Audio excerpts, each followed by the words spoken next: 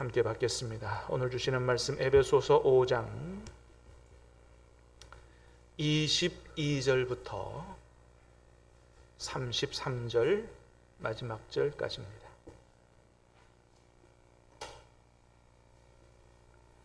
신약성경 315면 에베소서 5장 22절로 33절까지입니다.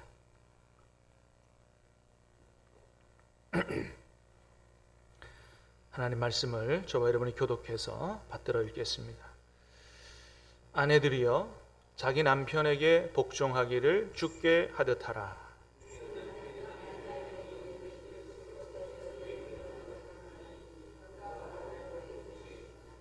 그러므로 교회가 그리스도에게 하듯 아내들도 범사에 자기 남편에게 복종할지니라.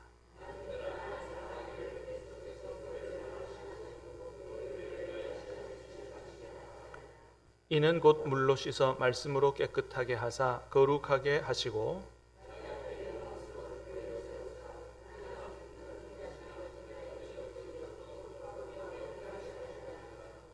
이와 같이 남편들도 자기 아내 사랑하기를 자기 자신과 같이 할지니 자기 아내를 사랑하는 자는 자기를 사랑하는 것이라.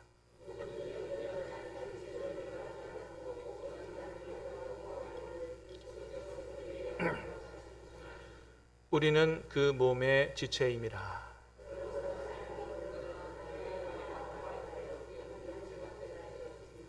이 비밀이 크도다. 나는 그리스도와 교회에 대하여 말하노라. 그러나 너희도 각각 자기 아내 사랑하기를 자신같이 하고 아내도 자기 남편을 존경하라. 아멘. 자, 오늘 밤에는 한 가정이 행복하기 위해서 가장 중요한 부부관계 어떻게 할 것인가에 대한 하나님의 말씀을 듣고 기도하도록 하겠습니다. 여러분, 행복한 가정이 되기 위한 비결이 뭘까요? 사람들은 여러 가지를 다 얘기할 수 있을 거예요, 그죠? 행복한 비결이 되는 비결이 여러 가지라고 할 수 있을 텐데, 하나님은 오늘 말씀을 통해서 행복하게 되려면, 행복한 부부 생활, 행복한 가정이 되려면 이렇게 하라는 거예요. 어떻게 하라고요? 남편은 아내를 사랑하고 아내는 남편을 존경하라. 이게 누구 말씀이라고요? 하나님의 말씀이라는 거예요. 그래서 가정이 행복하게 되는 비결이 세상에도 많이 있어서 참조는 하겠지만 가장 우리는 유념해야 되고 마음에 새겨야 될 말씀은 바로 오늘 말씀이다. 가정을 세우신 하나님께서 주시는 행복한 가정의 비결이라는 거예요. 남편은 아내를 사랑하고 아내는 남편을 존경하라. 모든 가정이 다 이렇게만 되면 얼마나 좋겠습니까마는 참 간단해 보이고 쉬운 말처럼 보이는 이 말이 참 쉽게 잘 안 된다는데 이 세상에 가정에 문제가 있는 거죠. 우리나라 이혼율을 굳이 찾아보지 않아도 이혼한 가정, 이혼 위기에 있는 가정이 지금 얼마나 많은지 모릅니다. 제 주변에도 이혼한 가정이 여럿이 있습니다. 물론 모두 피치 못할 사정으로 이혼의 아픔을 겪었을 거예요. 오죽했으면 이혼을 했을까? 그죠? 그럴 겁니다. 그러나 그럼에도 불구하고 오늘 말씀을 준비하면서 그런 생각을 가져봤어요. 이혼의 아픔을 겪은 가정이 오늘 말씀을 알고 한번 오늘 말씀대로 한번 실천을 해봤으면 결과는 좀 달라졌을 텐데 하는 그런 생각이 들더라고요. 그래서 사실 오늘 저녁에 혹시나 우리 성도들 안에 이혼의 위기에 봉착해 있는 가정이 있으면 좀 오늘 저녁에 꼭 오시기를 바랬는데 많이들 안 오신 거 보니까 가정이 다 평안하신 것 같아요. 할렐루야. 그렇다고 여기 오신 분들이 다 지금 이혼의 위기가 적은 아니고 늘 오시는 기도의 용사시니까 오늘 오시는 거고 어쨌든 좋습니다. 여러분, 사실 어떤 가정이라도 이혼 위기를 한 번도 겪지 않은 가정은 아마 별로 없을 것이라고 생각합니다. 모든 가정이 한 번쯤은, 두 번쯤은 이혼해? 뭐 이런 생각들을 했을 거라고 생각해요. 이혼 위기가 다 있는데 그 이혼 위기를 어떻게 극복하냐에 따라서, 어떻게 관리하냐에 따라서 지옥 같은 과정이 될 수도 있고 전화 위복돼서 정말 천국 같은 가정이 될 수도 있다는 것이죠. 저희 집은 올해 저희 부부가 결혼 이제 25주년이 되는 해예요. 올해 25주년. 뭐 은혼식이라 그런다면서요? 25주년을. 그래 뭐 보통 은반지 하는 해래요. 에이, 은반지 하면 끝 안 한다. 나중에 50주년 됐을 때 금반지 하지. 내가 은혼식 생략하고 안 했습니다만은 하여튼 25년 됐습니다. 25년을 함께 살면서 참 우여곡절도 많았지만은 25년 살면서 지금이 제일 행복한 시기 같아요. 오히려 신혼 때보다도 지금이 더 좋은 것 같아요. 그래서 요즘 어떤 생각이 드냐 하면, 야, 옛날에 그때 이혼했으면 어떡할 뻔했나 그런 생각이 듭니다. 진짜 참기를 잘했구나. 여러분, 참는 게 잘하는 건 줄 믿습니다. 참다 보면 좋은 날도 와요. 맨날 뭐 이렇게 어두운 터널만 있는 게 아니에요. 근데 그걸 못 참아가지고 사단이 나면은 이제 기회가 없잖아요. 여러분, 저하고 우리 집사람하고 뭐 여기 지금 참여해서 같이 있어서 그렇습니다만은 뭐 이전에도 했던 얘기니까, 저하고 우리 집사람하고 잘 맞는 것 같습니까? 안 맞는 것 같습니까? 저하고 우리 집사람하고는요, 성향이 정반대입니다. 정반대. 그 어떤 사람은요, 그런 얘기를 하더라고요. 자기 남편이 로또래요, 로또. 더럽게 안 맞아가지고 그렇다 그래. 왜 로또냐? 어떻게 뭐라고요? 더럽게 안 맞아가지고 자기 남편이 로또라고 그런 얘기를 한다는 얘기를 들어봤습니다. 아, 이거 참. 여러분, 이 세상에서 결혼할 때 둘이 정말 찰떡같이 잘 맞아가지고 결혼한 가정이 얼마나 되겠어요? 그런 사람은 아마 거의 없을 거예요. 저희도 결혼할 때 이 사람하고 나하고 잘 맞을까 안 맞을까 이래서 결혼하는 게 아니거든요. 콩깍지 씌워가지고 그래서 결혼한 거지, 결혼하고 나니까 이 사람이 이런 사람이어서 이제 보이는 거죠. 그러니까 처음부터 뭔가 상대방하고 나하고 잘 맞아가지고 결혼하는 가정은 거의 없는 거예요. 그러니까요, 원래 부부는 뭐예요? 안 맞는 겁니다. 원래 부부는 다른 거예요. 성격도 달라요. 자라온 배경도 달라요. 나온 학교도 달라요. 지역도 달라요. 커온 가정 환경도 달라요. 뭐 다 다른 거예요. 여러분, 하물며 한 어머니의 뱃속에서 나온 형제도 다 다른데 수십 년간 다른 환경에서 자라온 남자 여자가 원래 남자 기질 여자 기질 달라서 다른데 어떻게 그게 맞을 수가 있겠느냐라고 하는 거죠. 형제도 안 맞는데 다른 거죠. 그래서 오늘 본문에서 하나님은 행복한 가정생활에 대한 해답을 주시면서 뭐라 그러냐 하면, 나하고 잘 맞는 사람을 찾는 게 비결이다라고 안 하시고요. 뭐라고요? 남편은 아내를 사랑하고 아내는 남편을 존경하는 것이 행복한 가정의 비결이라고 말씀하십니다. 여러분, 우리가 지난 주일 오후에 김종희 권사님 영상으로 간증을 들었잖아요. 여러분, 정말로 그 가정에 기적이 일어난 거 아니겠어요? 그 권사님도 간증하다 보니까 뭐 처음에 남편 욕을 얼마나 해야 되시든지 정말 어떻게 보면 저런 마음 가지고 그 남편하고 어떻게 사나 할 정도로 도저히 못 살겠다 뭐 이런 마음을 가지고 하셨잖아요. 그런데 어떻게 그 권사님 남편을 전도하고 구원해서 행복한 가정을 이루었냐 이거예요. 어떻게 이루었다고 간증했어요? 자신이 하나님 앞에 나갔고 하나님 앞에 기도하면서, 그죠? 그러면서 하나님과의 관계를 가지면서 또 목사님 말씀 주신 하나님 말씀에 순종하면서 자신의 삶이 변화된, 그래서 남편을 섬긴 결과였다는 거죠. 남편의 말에 복종하는, 이런, 오죽했으면 남편을 섬기기 위해서 게임까지 배웠다고 하잖아요. 예, 예. 그러니까 보통 사람 같았으면 그거 못할 일이거든요. 예. 그러니까 한마디로 그 권사님의 가정이 행복한 가정으로 변화된 거는 주님의 은혜로, 주님 주시는 능력으로 자신이 변화돼서 남편을 섬겼기 때문에 그 가정이 구원받아 행복한 가정이 됐다고 하는 것입니다. 처음부터 좋아서 섬긴 게 아니라는 거죠. 막 속에선 천불이 올라오지만 그래도 목사님 말씀이 하나님 말씀으로 믿고 시키는 대로 했더니 놀라운, 그죠?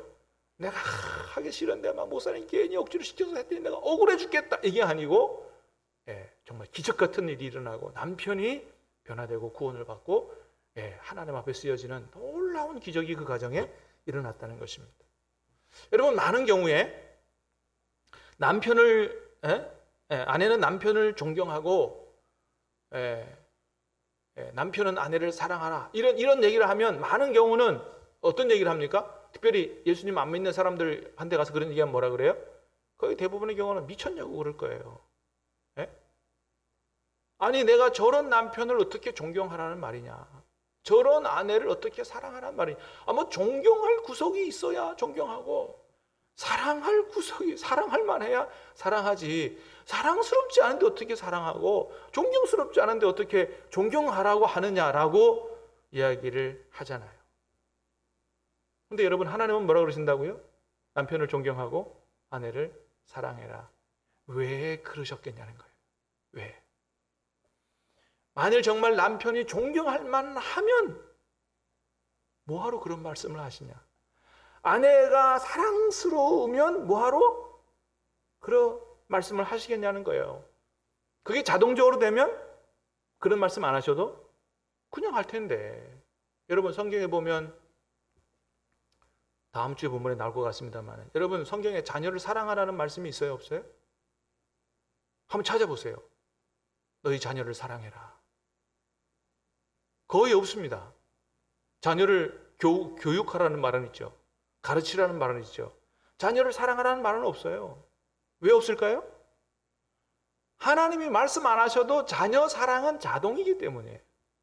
그거는 사랑하지 말라고 해도 자기 자녀는요, 알아서 다 사랑해요. 알아서. 그런데 여러분, 왜 아내는 사랑하고 남편은 존경하라고 말씀하셨다고요? 아내 사랑이 쉽지 않고 남편 존경이 쉽지 않기 때문입니다. 그러나 그렇게 하는 것이 우리 가정을 행복한 가정으로 만들어 나가는 마스터 키와 같다.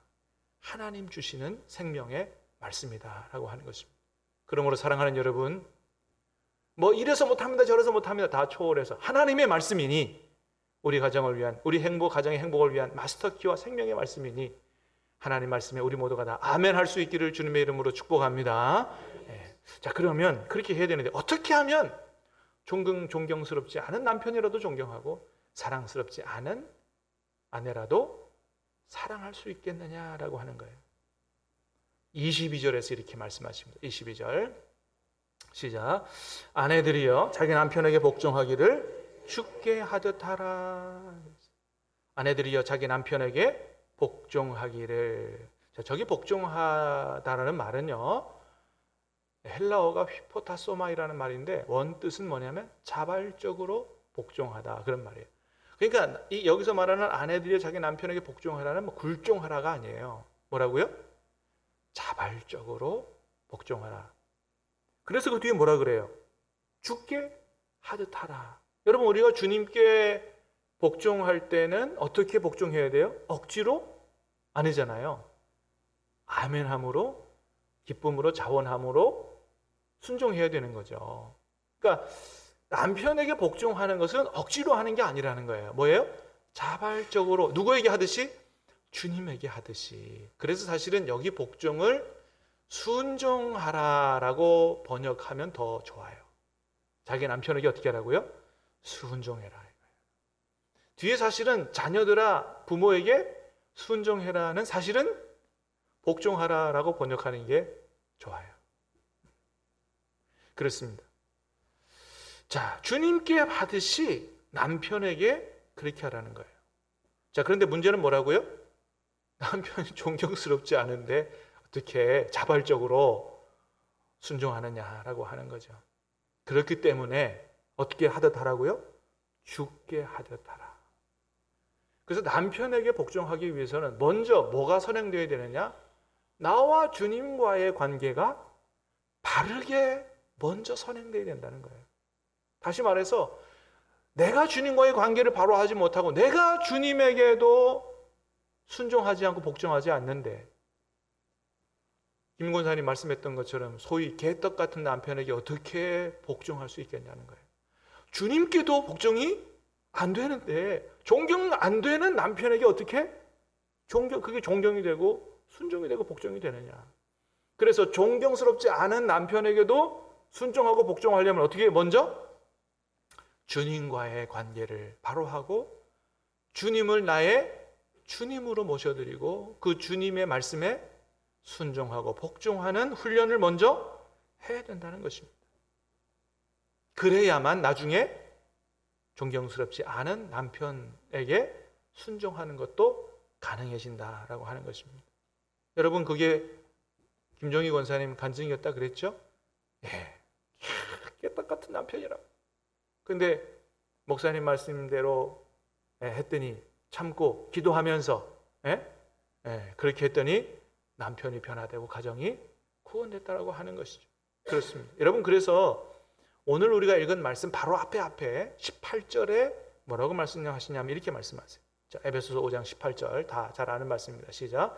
술 취하지 말라. 이는 방탕한 것이니 오직 성령으로 충만함을 받으라. 지난주에 본 말씀이에요. 오직 성령으로 충만함을 받으라. 성령으로 충만하게 되면 어떻게 되느냐? 쭉쭉쭉쭉 내려왔죠. 그러면서 오늘 본문에서 무슨 얘기해요? 아내들아 남편을 존경하고 남편들아 아내를 사랑해라.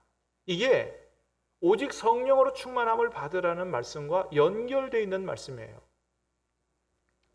행복한 부부 생활의 비결은 바로 성령의 충만함에 달려 있다는 거예요. 다시 말하면 예수 잘 믿는 사람이 행복한 가정을 만들어 간다라고 하는 겁니다. 믿습니까? 여러분, 예수님 잘 믿으면 가정이 행복해질 줄로 믿습니다. 그렇게 고백하는 사람이 있을 수 있어요. 목사님, 내가 얼마나 교회를 열심히 다니는데 왜 우리 가정은 행복하지 않습니까? 그렇게 질문하실 분이 있을지 모르겠습니다만은 우리가 지난 주일에 말씀을 드린 대로 여러분, 예수님을 잘 믿는다고 하는 것이 뭐라고요? 단순히 교회 열심히 다니는 게 아니라 예수님과 나와의 관계를 바로 하는 것이다. 정말로 예수님을 나의 주님으로 모셔드리고 주님의 말씀에 귀를 기울이면서 그 주님의 말씀에 순종하며 주님을 의지하며 주님과 인격적인 관계를 가지고 살아가는 것, 그게 예수님을 잘 믿는 것이지, 그런 인격적 교제와 순종의 삶이 없이 그냥 교회 열심히 다니는 게 예수님이 잘 믿는 것이 아니라는 거예요. 요즘은 좀 어떤지 모릅니다만 옛날에는 그런 일들이 많았어요. 막 교회 열심히 다닌다고 하면서 집안 청소도 안 하고 밥도 제대로 안 해놓고 그냥 교회만 열심히 다니는 거예요. 그러니까 옛날에 남편들 중에서 어떤 사람들이 있었냐면은, 제가 부목사 시절에도 그 교회에서 그런 일이 있었어요. 남편이 휘발유통을 싸질머지고 왔어요, 교회로. 불 지른다고.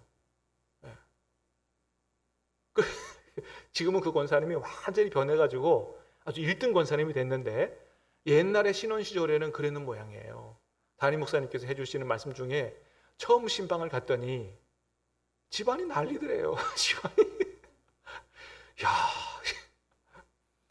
그러니까 교회는 열심을 냈는데 주님의 말씀에 순종하는 것에 실패한 것입니다. 여러분, 예수님 잘 믿는 것은 단순히 열심을 내는 것이 아니고 여러분, 주님과의 관계를 바로 가지고 순종하며 주님 의지하고 사는 것인 줄로 믿으시기를 바랍니다. 그래서 교회 열심을 낸다 그러면서 집안 청소도 안 하고 그러면 안 되는 거예요. 여러분, 오늘 말씀이 성령을 충만함을 받으라 하고 가정생활 중에 제일 먼저 부부 관계에 대해서 말씀하신다는 이유는 뭐냐 하면 성령 충만하게 되고 예수님을 제대로 믿는 사람에게 있어서 제일 먼저 나타나는 변화는 뭐라고요? 부부 관계에서 나타난다는 거예요. 예수님을 잘 믿는 것이 부부 관계에서 나타나야지. 교회를 열심히 다니고 하는데 부부 관계도 엉망이고 가정도 엉망이야. 이게 뭔가 잘못된 것이라는 거예요. 사랑하는 여러분, 간절히 바라기는 오늘 이 밤에 기도하면서 하나님 은혜 충만, 성령 충만함 받고 저와 여러분의 가정이, 저와 여러분의 부부 관계가 더욱더 아름답게 변화될 수 있기를 주님의 이름으로 축복합니다. 그게 정상이라는 겁니다. 그게. 자, 두 번째 25절입니다. 25절 시작. 남편들아 아내 사랑하기를 그리스도께서 교회를 사랑하시고 그 교회를 위하여 자신을 주심같이 하라. 자, 남편들아 아내 사랑하기를 어떻게 하라고요? 그리스도께서 교회를 사랑하시고 그 교회를 위하여 자신을 주심같이 하라. 그렇습니다, 여러분. 예수님이 교회를 어떻게 사랑하셨어요? 자신의 몸을 주셨잖아요. 그러니까 우리가 교회인데 주님이 우리를 얼마나 사랑하셨으면 우리를 구원하기 위해서 십자가에 목숨을 주셨잖아요. 아내 사랑을 어떻게 하라고요? 그렇게 하라는 거예요. 그렇게. 예. 여러분, 근데 어떻게 그렇게 할 수 있어요? 예수님이 교회를 위해서 자신의 목숨을 주신 것처럼 어떻게 아내 사랑을 그렇게 할 수 있어요? 여러분, 예수님이 사랑하신 것처럼 우리가 못합니다. 왜? 예수님과 우리는 다르기 때문이에요. 그래서 우리가 예수님이 사랑한 것처럼 사랑하려면, 더군다나 사랑스럽지 않은 아내를 그렇게 사랑하려면 어떻게 해야 돼요? 마찬가지예요. 나와 주님과의 관계가 바르게 되고, 그래서 주님을 닮아가면서 주님이 하셨던, 주님이 교회를 사랑하셨던 그 사랑의 능력을 내가 덧입고 받지 않고는 사랑스럽지 않은 아내를 사랑할 힘과 능력이 없는 것입니다. 사랑하는 여러분, 그러므로 우리 가정의 행복의 비결은 주님 안에 있는 줄로 믿습니다. 우리의 마음으로 못해요. 사랑스럽지 않고 존경스럽지 않은데 어떻게 해요? 그러나 그럼에도 불구하고 할 수 있는 힘과 능력은 누구에게로부터 온다고요? 주님으로부터 온다는 것입니다. 어떤 남자가 자기가 너무너무 사랑하는 사람에게 프로포즈를 했답니다. 내가 당신을 위해서라면 나는 목숨까지도 바칠 각오가 되어 있습니다. 무릎을 꿇고 프로포즈를 하면서 그렇게 했다는 거죠. 그랬더니 그 여자가 그러더래요. 저를 위해서 죽으실 필요까지는 없고요. 그저 그 죽을 각오로 평생 저녁 설거지만 좀 해주십시오. 그랬더니 이 남자가 고개를 갸우뚱 하더니 그건 좀 어렵겠는데요. 그러더래요. 당신을 위해서 목숨까지 바칠 각오가 되어 있다 그랬는데 설거지 해달라니까 그건 좀 어렵다고 그렇게. 여러분, 무슨 얘기예요? 우리 생각, 우리 마음으로는 안 된다는 거죠. 네. 여러분, 주님이 능력 주실 때 가능한 줄로 믿습니다. 네. 연예계 인꼬 부부 하면 여러분 누가 제일 생각이 나요? 최수종, 하이라 대표적인 인꼬 부부잖아요. 근데 하이라 씨에게는 단점이 있대요. 예. 어떤 단점이 있냐면 가는 곳마다 흔적을 남긴답니다. 그러니까 이제 집에 뭐 퇴근하고 들어오면 뭐 이렇게 옷을 벗으면 걸어놓지 않는 거예요. 다 해놓고 한번 이렇게 집 옷장을 보여주는데 옷걸이에 걸리는 옷이 없어요. 그냥 다 이렇게 묻어놓는 거예요. 제가 저 하이라 씨를 대학교 때 동국대학교 도서관에서 공부하다가 만났어요. 바로 제 앞에 앉았거든요. 얼마나 이쁜지 제가 한눈에 반했어요. 공부가 안 되는 거예요.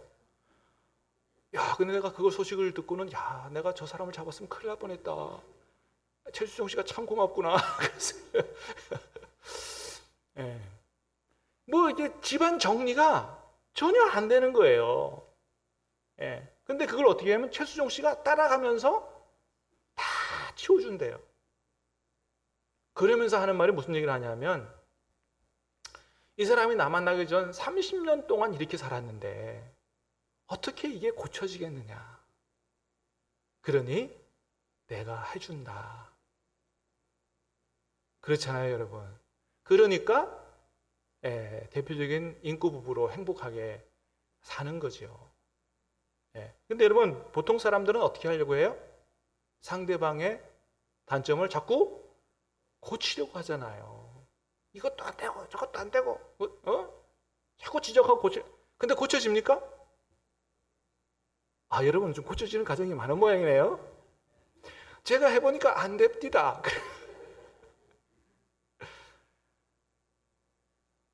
그래서 저도 이것을 깨닫는데 많은 시간이 걸렸습니다.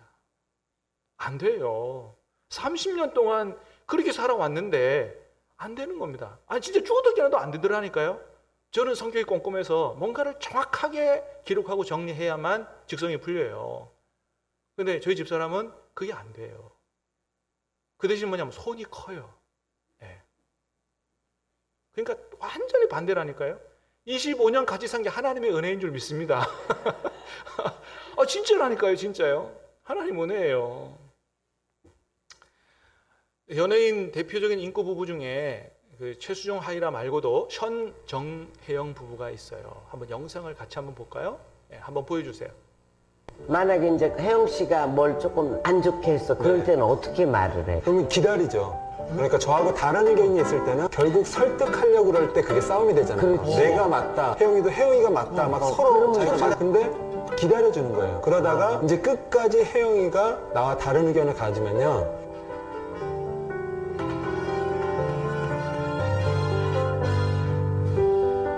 혜영이가 옳은 거예요. 혜영이가 옳은 거예요.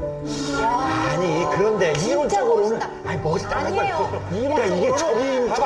적인데 이론적으로는 그 적이 내가 이 부분은 그게 가장 본인이 아끼는 네. 예를 들어서 노트북이 있어. 정말 아끼고 있었는데 실수로 이렇게 뚝 떨어뜨려서 박살이 났어. 그러면은 그래도 일부러 그런 건 아니니까 그래도 사랑해. 그렇죠. 가장 아끼는 건데 아내보다 더 귀한 게 뭐가 아니 좀 너무 순식간에 지나가서 잘 보셨어요? 네. 뭐 이렇게 옥신각신하고 막 그러다가 기다리다가 부인이 그래도 입장을 안 바꾸고 자기 얘기를 주장하면 어떻게 한다고요? 누가 만든 거라고요? 아내가 만든 거라는 거예요. 그러다가 중요한 거 뭐 노트북 같은 거 비싼 거 있는데 자기 정말 아끼는 거 그걸 떨어뜨려서 푹 깼어. 그래도 최영락이가 뭐라 그래요? 최영락 씨가 그래도 뭐 아내가 맞다고 이렇게 할 거냐 그랬더니 현이가 뭐라 그래요? 그렇다고 할 거라고. 그러면서 하는 말이 뭐예요? 아내보다 더 귀한 게 어디 있냐고. 야, 여러분 예수 제대로 믿는 사람은 이렇게 다른 것입니다. 생각이 달라요. 사랑하는 여러분, 저부터 우리 모든 신암교회 남편과 아내는 이렇게 사랑할 수 있기를, 이렇게 존경할 수 있기를 주님의 이름으로 축복합니다. 여러분, 주님은 우리의 가정이 행복한 잔치집이 되기를 원하십니다. 그걸 어디에서 할 수 있느냐? 여러분, 성경에 가나 혼인잔치 있죠? 혼인잔치에서 뭐가 떨어졌어요? 포도주가 떨어졌습니다. 원래는 그 가나 혼인잔치집에 예수님이 주례하러 가신 게 아니에요.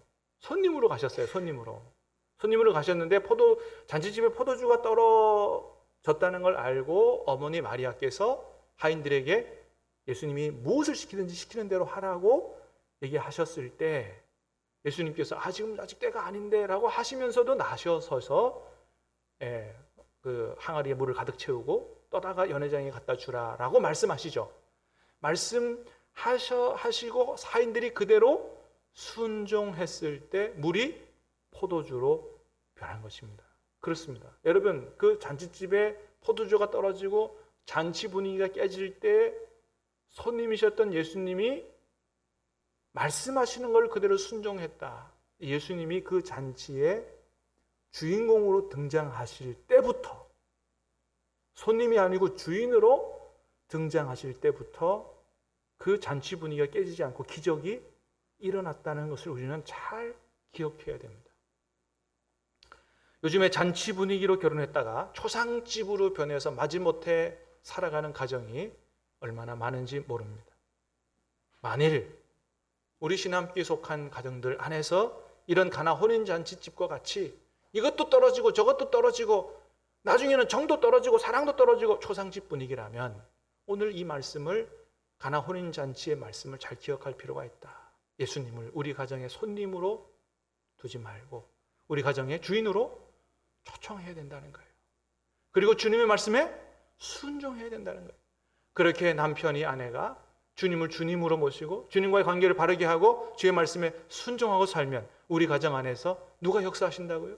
주님께서 역사하실 줄로 믿습니다. 주님이 역사하시면 기적도 나타나게 될 줄로 믿습니다.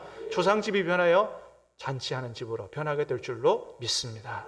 우리 같이 찬송하고 기도하겠습니다.